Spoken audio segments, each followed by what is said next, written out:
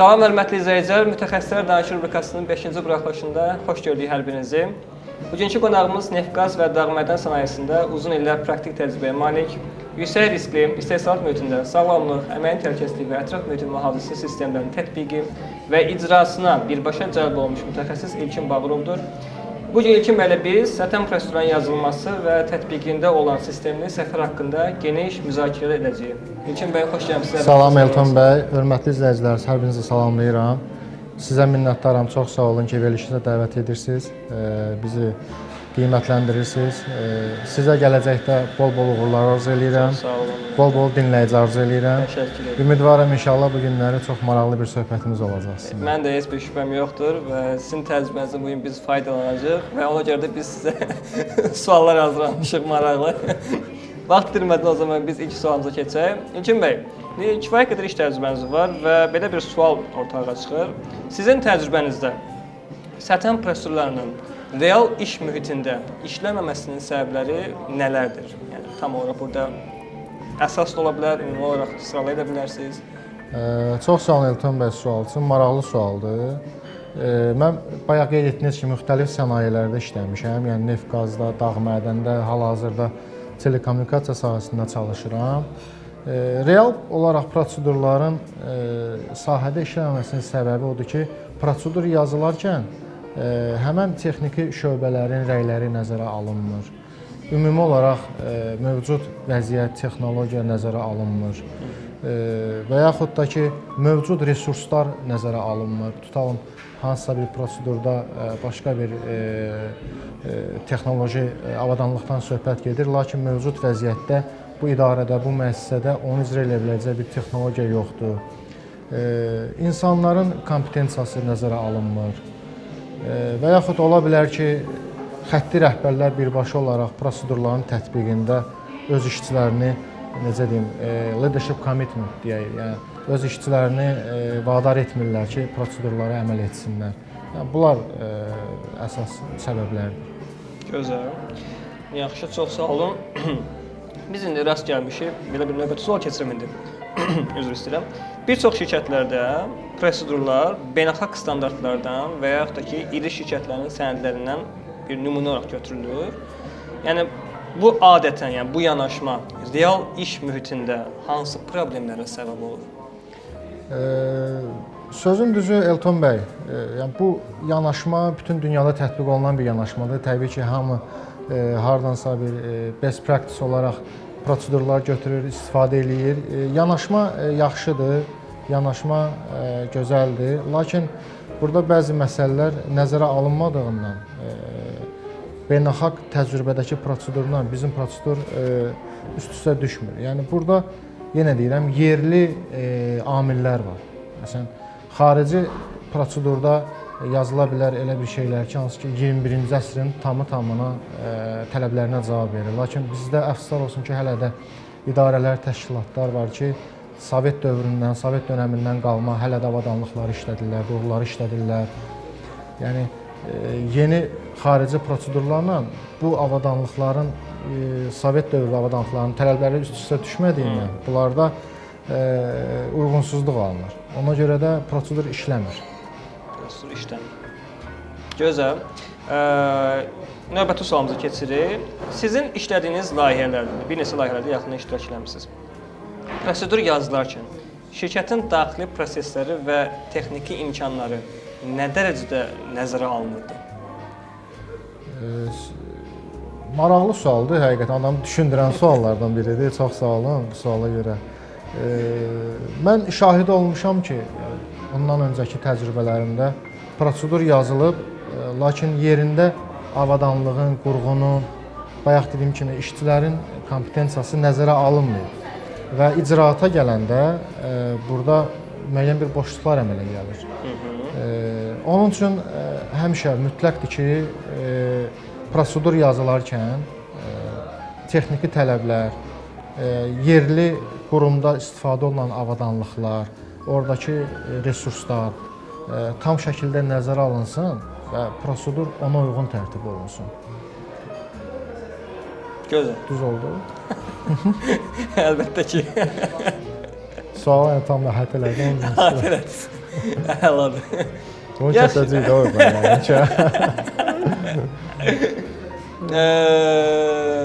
Növbəti sualımıza keçirik İlkin bəy. Çox sağ olun bir də.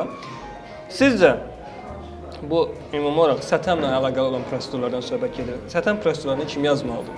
Bunu texniki şöbə mi yazmalıdır, yoxsa STM mütəxəssisinin özü mü yazmalıdır, yoxsa bircə komanda yığışıb yazmalıdır? Yəni bu adətən həmişə şirkətlər arasında çox mübahisəli məsələ olur. Ki, STM-ə gətirirlər ki, sən yazmalısan, gətir STM mənim işim deyil və s. Ona görə bu suala necə cavab verərsiniz? Tamamilə razıyam sizinlə, Elton bəy, düzgün vurğulayırsınız. Mən düşünürəm ki, ilk öncə texniki şöbə özü öz prosedurlarını yazmalıdır.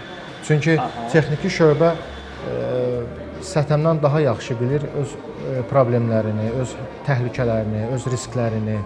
Yəni o ilk olaraq onun beyninin məhsulu ortaya çıxanda, yəni öz işini nəzərə alır, daha sonra STM-lə onu baxışa verir. Yəni STM-lə o bir yerdə onu veriyə tamamlayırlar. Yəni komanda şəklində olması həmişə daha effektiv prosedurun yaranmasına gətirib çıxardır. Çünki bəzi zamanlarda siz necə kimi o deyirsiniz, yoldaşlar deyir mənim işim deyil, STM-in işidir. Elə olan halda da STM yazanda yerli amilləri, qurğuları, avadanlıqları bilməyə bilər, riskləri bilməyə bilər və təbiidir ki, natamam bir prosedur ortaya çıxa bilər. Hətta belənci üzr istəyirəm, belənci bir dəfə bir təcrübə ilə rastlaşmışdıq. Texniki şöbənin rəhbəri demişdi ki, yəni mənim işim deyil. Dedim, okey, problem yoxdur.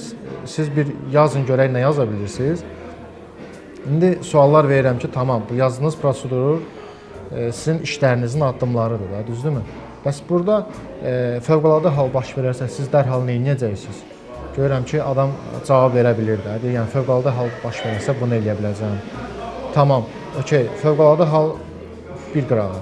Bəs normal iş mühitində sən bunu daha təhlükəsiz etmək üçün hansı alətlərdən istifadə edəcəksən, hansı avadanlıqlardan istifadə edəcəksən, hansı prosesləri yerinə yetirəcəksən. Görürəm, adam artıq cavab verə bilir. Yəni, bu onun göstəricisidir ki, o işin peşəkarı, o özü olduğuna görə, o məndən daha yaxşı bilir ki, fövqəladə vəziyyətlərdə bu necə idarə edəcək, normal vəziyyətdə necə idarə edəcək. Ona görə həmişə birinci əməliyyat şöbəsi proseduru ortaya gətirməlidir və STM şöbəsindən birlikdə yekunlaşdırılmalıdır. Komanda şəklində belə. Bəli, komanda şəklində. Yəni nə tək STM-in işidir, nə də ki texniki şöbənin. Gözəl, açıqlayıcı bir cavab oldu. Növbəti sualımız keçirik. Proseduru yazan şəxsin texniki prosesləri bilməməsi hansı risklərə gətirib çıxarda bilər? Bu da çox maraqlı sualdır. Hardasa bəyəki ilə əlaqəli bir şeydir. Əslində texniki prosesləri STM əməkdaşı bilməsi onun üstünlüyüdür. Üstünlüyüdür və prosedur yazırsa bu adam, mütləqdir ki, bu texniki prosesləri, texniki avadanlıqları, qurğuları, yerindəki təhlükələri, riskləri bilsin. Və yaxud da bilmirsə, bayaq dediyim kimi, texniki şöbənin əməkdaşları ilə, əməliyyat komandalarından bir yerdə yazsın. Əks halda bu baş tutmasa, yəni STM özü öz başına bir prosedur yazsa, hansısa bir prosesə avadanlığa dair, orada mütləqdir ki, bir boşluq olacaq. Həmən bu boşluqlarda sizin sualınızın cavabı olaraq bildirim, gətirib çıxardacaq icra olunmayan, belə deyək, prosedura, gətirib çıxardacaq hər hansısa bir, Allah göstərməsin, bəd hadisələrə, negativ bir işləmlərə və yaxud da ki, işçilər tərəfindən prosedurun ciddi qəbul olunmamasına, yəni işçilərin mindsetində belə deyək də, bu prosedura ciddi baxılmayacaq. Yəni, negativ təsirləri bunlar olur. Gözəl, belə növbəti sualımızda elə gətirib eyni mövzuya çıxardırıq. Prosedurlar əməkdaşlara paylaşılır. Tutaq ki, hər hansı bir prosedur hazırlanır. Düzdür, biz paylaşmaqdan danışırıq. Elə şirkətlər var ki, heç paylaşmır, məlumat yoxdur. Paylaşılır və çox vaxtda bu paylaşılan sonra da belə icra olunmur. Paylaşılsa belə. Və bu mərhələdə əsas boşluq harda yaranır? Yəni kommunikasiyada mı problem var, təlimdə mi bir problem var, nəzarətdə mi bir problem var? Əslində Elton bəy, bu dediyiniz sualın cavablarını elə özünüz sadaladınız. Bilirsiniz ki, ISO standartının da birinci tələbi leadership commitmentdir. Yəni hər hansısa bir prosedur yazılırsa, bu paylaşılır İndi hansısa formada o müxtəlif növləri var, özünüz məndən yaxşı bilirsiniz. Birinci növbədə prosedurun tələbinə, icrasına tələb edən şəxs onun xətti rəhbəri olmalıdır. Əgər xətti rəhbəri öz işçisindən onu tələb etmirsə, işçi təbii ki, Lorellə desək, başdan soğudu yanaşır məsələyə və proseduru əməl etmir. İkinci bir məsələ ola bilər ki, bayaq da dedim, prosedur yerli avadanlıqla, yerli resurslarla düz gəlmir, uyuşmur.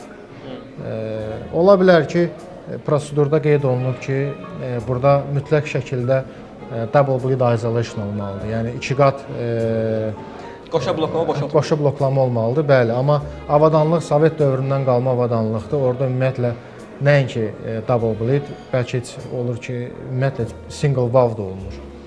Ona görə ikinci amil yerli texnologiyanı, yerli avadanlıqları, prosesləri də nəzərə almaq lazımdır.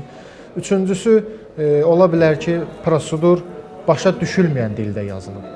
Mən də rast gəlmişəm, bəli. Yəni, ola bilər uzun, uzadı, mürəkkəb cümlələr, tamı-tamına belə deyək, hüquqi cümlələrlə yazılmış cümlələr ola bilər. Yəni, hətta ağır terminologiyadan istifadə edilən prosedurlar da var. Əlbəttə ki, onun yəni, belə deyək, fəhlələr, fəhlə qismində olan operatorlar, bunlar başa düşməyə bilər, anlamaya bilərlər.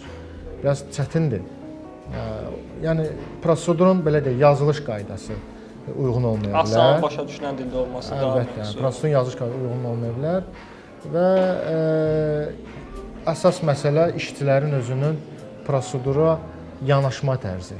Yəni, insanın beyni, mindseti o prosedura əməl etmək, o prosedura qəbullanmaqdırsa, o onu əməl eləyəcək. Mindset, insanın fikri, düşüncəsi. Yox, insanın fikri, düşüncəsi shortcut eləyim, yəni qısaltmalara əl atım və tez işi bitirim, tez çıxım gedim evə, dincəlim və yaxud da istirahətə gedim. O cür yanaşma ilə olsa, onda o da prosedurun işlənməməsinə gətirib çıxardır. Okey, indi son dediyiniz məqamdan belə bir sual çıxır ki, insanın burada yanaşması məsələsi var da. Yaxşı, bəs bu yanaşma nədən qaynaqlanır? Yanaşmalar müxtəlif səbəblərdən ola bilər. Birinci, ola bilər bu insanın keçmiş təcrübəsi. Yəni, insan 20 ildir bu qaydada işləyib A şirkətində və gəlib düşüb B şirkətinə. B şirkəti də hansısa bir İngilis şirkətidir, fransız şirkətidir. Yəni, gəlib düşüb bura, bu 20 ildir bu insan bu qayda ilə işləyir. Və gəlib burada yeni prosedurlar, daha doğrusu düzgün prosedurlar görür, amma bunun üçün yenidir. İnsan qəbullanmır. Yəni, deyir, mən 20 ildir belə işləyirəm, yəni belə. İndi gəlmişəm, təzə mənə köhnə kəndə yeni adət gətirirsiniz deyə bir şeylər ola bilər. Daha sonra insanın özünün kompetensiyası, biliyi, savadı, yəni, heç yox, məsələn, elementar orta məktəbi bitirən, oxumağı, yazmağı bacaran insanlar ən azından proseduru oxuyanda o başa düşməlidir ki, orada nə yazılıb. O başa düşmürsə orada nə yazılıb, mürəkkəb yazılıbsa, təbii ki, bu da bir amildir. Mən əlavə eləmək istəyərdim. Burada böyük ehtimal ki, bir mədəniyyət forması da öz rolunu oynayır. Əlbəttə ki, şirkətin özünün daxili mədəniyyəti, o gəlib düşür. Məsələn, mən ilk dəfə işə başlayanda, professional karyeraya başlayanda 2014-cü ildə məşhur İngilis şirkətinin dəniz əməliyyatları subpodratçı qismində çıxış eləyirdim dənizdə və əsgərlikdən gəlmişəm, beyin tamamilə başqa bir şeylərə fokuslanıb və gedib birdən-birə düşürəm elə bir mühitə, sərt, ağır qaydalar, tələblər, rəhbərlər ingilislər, xaricilər və avtomatik olaraq mən başladım onlara uyuşmağa. Peer group da deyirlər buna. Peer group. Avtomatik mən başladım onlara uyuşmağa. Çünki mən digər komanda üzvlərimdən nə geri qala bilməzdim, nə də əməl etməyə bilməzdim. Bu da rol oynayır, bəli, düz deyirsiniz. Gözəl. Növbəti sualımız budur ki, biz az öncə vurğuladıq ki, prosedurlar əməkdaşlara paylaşılsa və s. Yaxşı, bu prosedurlar əməkdaşlara çatdırılması üçün effektiv olan üsullar hansılardır? Yəni, bu iş öncəsi təlimatlar vasitəsilə daha effektiv olur, iclaslarmı, praktik təlimlərmi və s. İndi siz bunu necə öyrənirsiniz? Yenə də sualın cavabını özünüz verdiniz. Çox sağ olun, buna görə də siz yardım edirsiniz, kömək edirsiniz. Əslində Bəli, doğru vurğulayırsınız. Yəni proseduru qüvvəyə mindirdiyi bu işçilərlə paylaşılmalıdır. Bu da ISO standartının bir tələbidir. İşçilərlə paylaşılmalıdır. Paylaşılma da olur müxtəlif yollarla. Mən həmişə tərəfdarı olmuşam ki, yeni prosedur yazılanda və yaxud prosedurda yeni dəyişikliklər olanda, orada bəllidir ki, yeni rollar və yeni məsuliyyətlər formalaşır. Müəyyən bir insanların, müəyyən bir pozisiyaların, rəhbərlərin üzərində, işçilərin üzərində bir vəzifələr olur, öhdəliklər olur. Tərəfdarıyam ki, məsələn, həmin dəyişikliklər bir qısa bir təlimat formasında mı deyim, təlim formasında mı deyim, material hazırlansın və həmin işçilərə, belə deyək, təlim şəklində çatdırılsın. Onların rolları, vəzifələri, öhdəlikləri onlara açıq-aydın bildirilsin.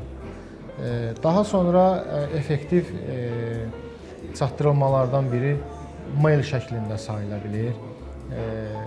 Bu qısa olaraq dəyişikliklər, baş verən dəyişikliklər qısa şəkildə maillərdə attach olunur və maillər şəkli ilə paylaşılır yoldaşlarla. Daha sonra sahələrdə bu yerində iş öncəsi təlimatlarda maarifləndirmə aparmaqla həyata keçirilir.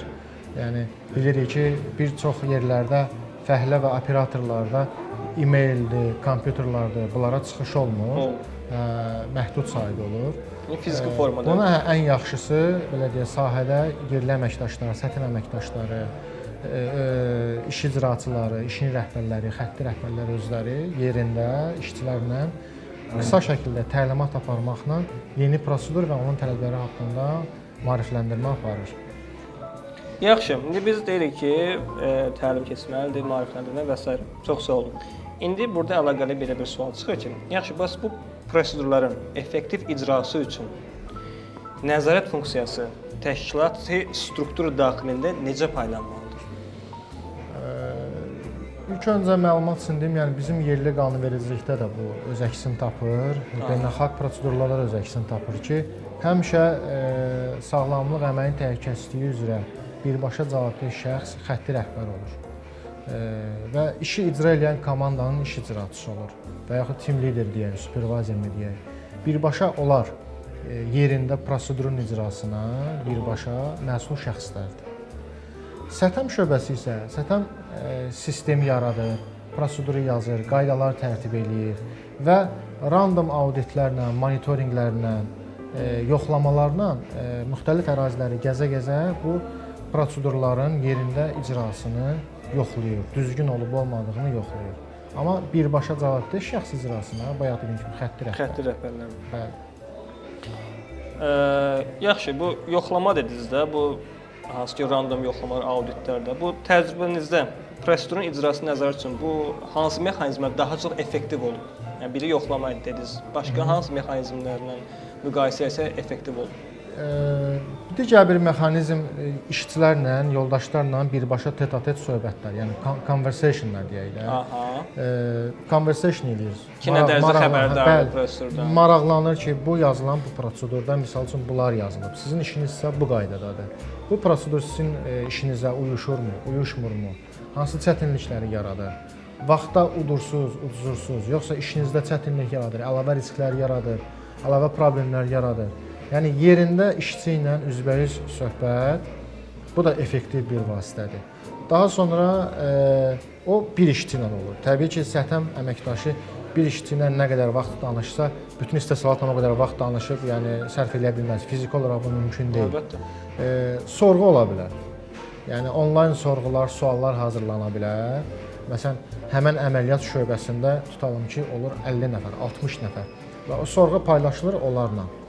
Həmin 50-60 nəfər şəxsi heyətin fikri, münasibəti həmən sorğu əsasında belə deyək, bir dənə enter basmaqla əldə eləmiş oluruq. Və orada gözümüzün qabağında bütün cavablar çıxır. Biz orada tendensiyanı görə bilirik, yoldaşların cavabını görə bilirik bu qaydada. Və təbii də ki, audit dedikdə observation, yəni biz yerində gedib müşahidə aparırıq. Müşahidə aparırıq. Prosedur əlimizdə və yerində işin icrasına nəzarət edirik kənardan. İş prosedura uyuşurmu, uyuşmur? Adətən belə bir mövzular olur əməkdaşlar arasında da. Prosedura baxırıq ki, gözəl, qəşəng yeri yerində hamısı yazılıb. Amma praktikaya çıxanda görürük ki, o gözəl dediyimiz məqamlar bəzən tam şəkildə yerinə yetirilmir. Və həmişə də əməkdaşlar deyir ki, prosedurla heç vaxt praktik üstə düşmür. Bu nə dərəcədə doğrudur? Ola bilər. O zaman ola bilər ki, bayaq suallarınızdan biri idi. Yəni STM əməkdaşı proseduru yazırsa və yerli şöbələrlə razılaşdırılmırsa, onların fikri nəzərə alınmırsa, bu hallar mümkündür, qaçılmazdır. Yəni mən oturum bir otaqda təsəvvür edin ki, heç bir şeydən məlumatım yoxdur və bir prosedur yazım özüm üçün. Təbii ki, bunun yerində icrasına gələndə bu çətinlik yaradacaq. Ola bilər. Yaxşı, bəs bu prosedurlar hansı müddətdən bir nəzərdən keçirilməlidir və yaxud da ki, yenilənməlidir? Yəni bu proses real olaraq necə qurulmalıdır? Əslində bir çox hallarda rastlaşmışam ki, yəni elə bizim STM əməkdaşlarının içində də olur. Deyirlər ki, prosedur ildə bir dəfə review olmalıdır və s. Belə bir tələbin olduğunu mən rastlaşmamışam. Yəni, nə beynəlxalq təcrübədə, nə də ki, yerli qanunvericilikdə belə bir halın olduğunu rastlaşmamışam. Bu sadəcə şirkətlərin özlərinin daxilində hansısa bir prosedur olur, ümumi bir prosedur, məsələn, sənədlərin idarə olunması üzrə bir prosedur olur. Onların daxilində yazılır ki, bu prosedurlar 2 ildən birmi, 3 ildən birmi və yaxud 1 ildən birmi yenilənməlidir, update olunmalıdır, baxışa götürülməlidir. Amma birmənalı şəkildə bəzi bəndlər var ki, onlar 1 ili, 2 ili, 3 ili gözləmir. Yəni, bunlar hansı hallardır? Əgər yerli qanunvericilik dəyişərsə, yerli qanunverici dəyişikliklər olarsa, mütləq şəkildə hansısa prosedurda bu bəndlərlə uyğun belə deyək, uyuşmazlıqlar varsa, bunlar dəyişilməlidir mütləq şəkildə. Və yaxud müəssisənin rəhbəri dəyişərsə, prosedur baxışa götürülməlidir mütləq şəkildə. Və yaxud yeni risklər yaranıb, yeni avadanlıqlar gəlib. Misal üçün, əvvəllər işləyirdilər pnevmatik avadanlıqlarla, indi işləyirlər hidravlik avadanlıqlarla və bunların riskləri ayrı-ayrıdır. O zaman yenə də mütləq şəkildə prosedur baxışa götürülməlidir və yeni risklər, yeni təhlükələr nəzərə alınaraq təzədən yazılmalıdır. Ola bilər ki, hər hansısa bir müvafiq icra edici orqanlar var, özünüz bilirsiniz, yəni nəzarət edici orqanlardır. Onların hər hansısa bir yeni bir tələbləri olar, yeni bir buraxılışlar, qaydalar ola bilər ki, biz onları mütləq şəkildə prosedurumuzda varsa, biz onu dəyişikliyə götürüb, onlarla da nəzərə almalıyıq, dəyişiklik etməliyik. Və ən nəhayət bir hadisə baş verərsə, Allah göstərməsin, hadisə olarsa, biz mütləq şəkildə proseduru baxışa götürməliyik ki, biz müəyyən eləyək, görək, bu hadisənin baş verməsində bizim prosedurumuzda boşluqlar nələr idi? Biz nə etməliyik ki, gələcəkdə biz bu hadisənin təkrar olaraq baş verməsinin qarşısını alaq? Hadisə, yəni prosedurun boşluğu ilə əlaqəli olmasa belə dəyişiklik olmalıdır, yoxsa? Yox, təbii ki, prosedurun boşluğu varsa orada, yəni bu hadisə araşdırmasından bu törəyən bir nəticələrdir, rutkozdan çıxan bir nəticələrdir. Əgər orada müəyyən olunsa ki, misal üçün bu prosesdə bu addımlar bu prosedurda nəzərə alınmamışdır və ona görə işçi bilməmişdi nə etsin və başına hadisə gəldi, qəza oldu, işçi müəyyən bir itkilərlə qarşılaşdı. Təbii də ki, yəni bu zaman bu prosedur boşluğudur. Bunu rutkoz analizi nəticəsində prosedur baxışa götürülüb, update olunmalıdır. Aydındır, gözəl. Belə bir sual gəlir. Şirkətlərdə prosedurların mövcudluğu ilə faktiki icra arasında uyğunsuzluğun uzun müddətli riskləri nələrdir? Nələr ola bilər?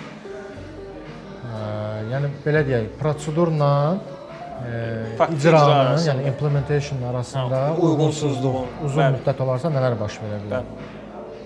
Bu da maraqlı sualdır. Təbii ki, uzun müddətli şəkildə əgər biz prosedurda və yerində icrasında uyğunsuzluğu müşahidə ediriksə, bu neqativ hallara gətirib çıxarda bilər. Yenə də bədbəxt hadisələrə gətirib çıxarda bilər. Yəni, biz artıq prosedur bu qaydada yazılır. Biz onun tamam əksinə uyğun işləyirik və bayaq dediyim kimi 20 ildir biz belə işləyirik, biz belə davam edəcəyik. Burada uyğunsuzluq yaranır deyənə bu işçilərə bu adi gəlir. Və adi gəldiyindən dolayı bunlar artıq proseduru belə deyə ignor edirlər. Proseduru icra eləmirlər, öz bildikləri cür işləyirlər. Təbii də ki, uzun müddətli beləncə bir nəzarətsizlik neqativ hal, yəni hadisənin baş verməsinə gətirib çıxarda bilər. Daha sonra hüquqi öhdəlik yarada bilər. Yəni hər hansısa bir kənar təşkilat gələ bilər. Müvafiq icraedici qurumlar yoxlamaya gələ bilər. Yəni mövcud prosedurun işdə icrasını yoxlayan zaman müəyyən bir pozuntular aşkara çıxa bilər, uyğunsuzluqlar aşkara çıxa bilər. Təbii ki, burada da müəyyən bir cərimələr ola bilər, şirkətə dair neqativ bir səsləndirmələr ola bilər. Digər bir məsələ ola bilər ki, burada işçilərin resursu nəzərə alınmır. Digər bir risk ola bilər işçi çatışmazlığının nəzərə alınmaması. Yəni ola bilər ki, prosedur tələb eləyir bizdən işin icrası üçün 5 nəfər, 7 nəfər, amma reallıqda bəli iş yerində işçi sayı 3 nəfərdir. Yəni belə olduqda da bu insanların riskinin artmasına gətirib çıxardır. Şirkətlərin haqqında mənfi reputasiya gətirib çıxarda bilər. Yəni bir pozuntu, neqativ bir hal şirkətin təbii ki, hansısa bir sosial şəbəkələrdə, media xidmətlərində yayılması bu şirkət haqqında insanlar arasında mənfi rəylərə gətirib çıxarda bilər. Və ən əsası dolayı xərclər. Yəni prosedurda əməl yoxdur. Prosedur var, amma əməl yoxdur və bir hadisə baş verirsə, burada dolayı xərclərə gətirib çıxarda bilərik. Ümumiyyətlə, belə bir sual yaranır. Ümumiyyətlə, bu prosedurun yazılması bütün sənaye sahələrini şamil olunurmu, yoxsa elə bir şirkət ola bilərmi ki, onun prosedura ehtiyacı yoxdur, yazmasın, sadəcə iş atıram, yəni ofis işdir, kompüter qarşısında adam gəlir, işdirlər, çıxırlar, gedirlər. Orada prosedurun yazılmasına ehtiyac duyulur, ümumiyyətlə yazılması olarmı?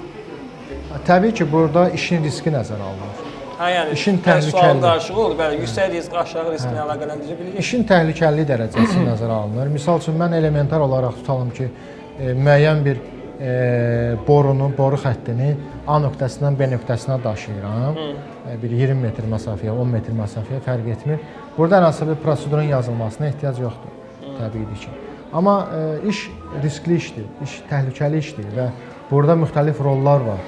Burada müxtəlif addımlar var, müxtəlif proseslər var.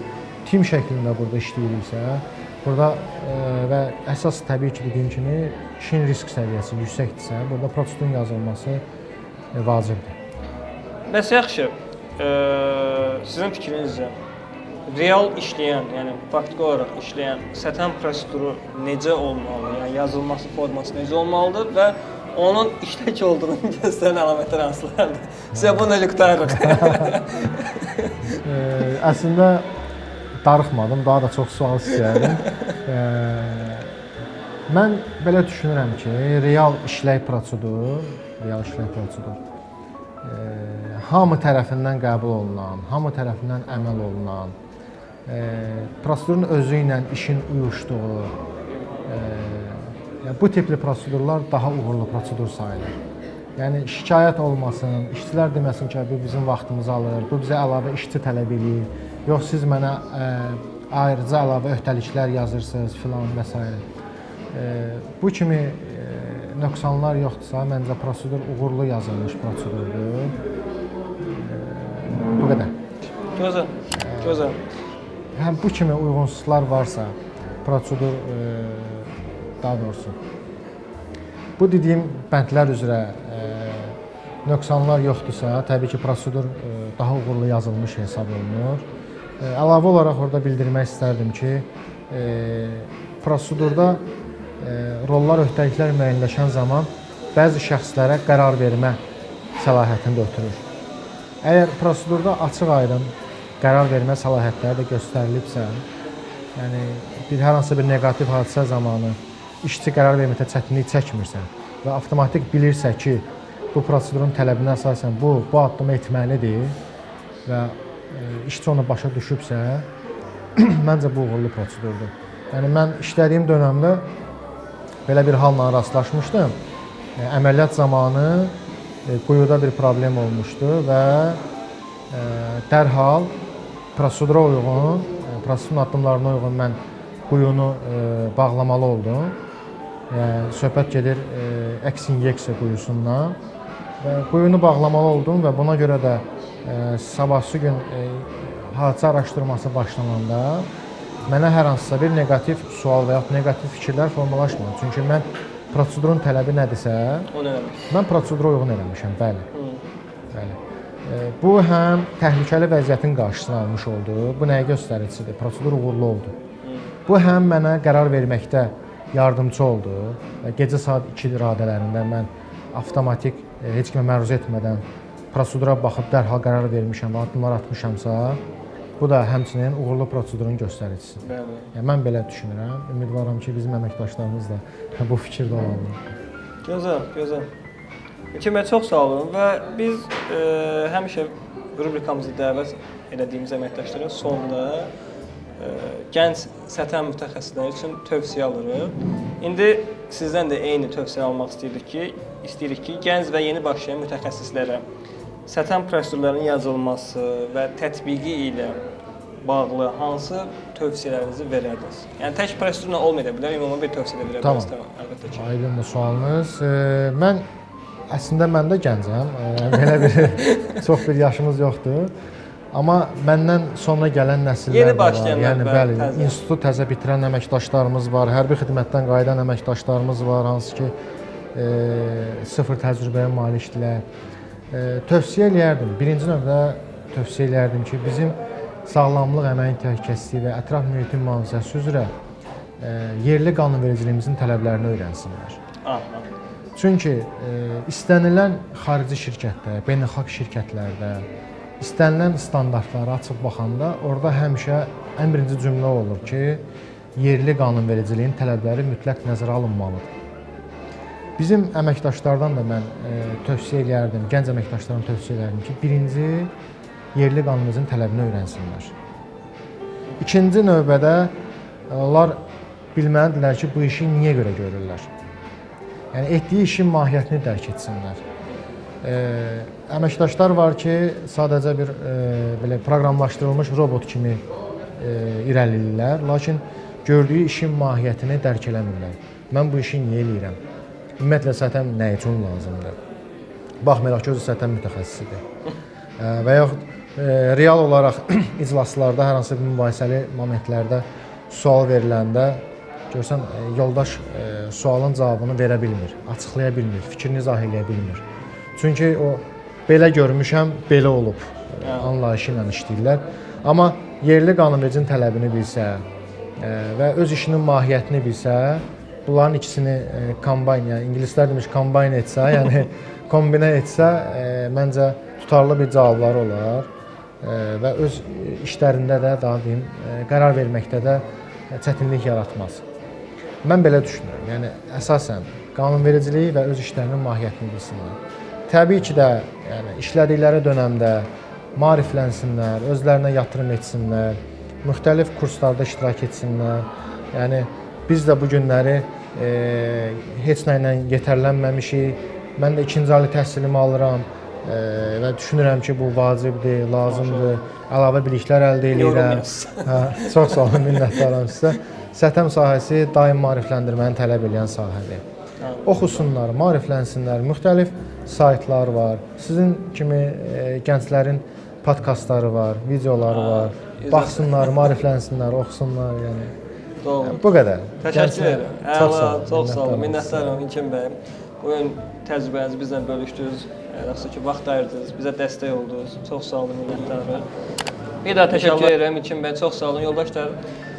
Sizin də bu verilişi izləyəndən sonra hər hansı bir rəyiniz, təklifiniz, iradınız olduğu təqdirdə və yaxud da ki, növbəti qonağımız kim olsun və hansı sahə üzrə daha çox maraqlanırsınızsa, yəni müzakirə mövzusu olaraq kommentlərdə, rəy bölməsində qeyd edə bilərsiniz. Çox sağ olun, sağ olun.